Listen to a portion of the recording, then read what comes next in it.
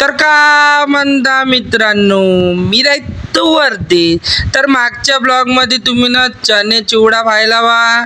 आणि मग काय इकडं आपल्या गणपतीचं मंदिर बी पाहिलं. गणपतीचं मंदिर तर एकदम बढियाच होतं. दर्शन घेऊन झाले आणि घरकन निघालो. मग कुठं तर सलाब जिथं टाकला होता त्या घरी. आणि इथं आल्यावर मालूम बोललं का दादानं बोलवलं बा कोल्ड्रिंक. तर कोल्ड्रिंक घेतली ना गपकन पेलोन बा. आणि मग काय तसाच निघालो कुठं तर दादाच्या घरी. दादा म्हणे आज तर तू माझ्या घरीच चल म्हणे, तुला जेवणच चारतो म्हणे. तर मग मी निघालो बा दादाच्या घरी. आणि दादाच्या घरी पोचलो बा आणि गपकन लेटलो. आणि इकडं पप्पा बी होते तर टनारून झोपलो बा आम्ही. तर मग वाट पाहिली, इथं मसाले भात बनत होता म्हणते.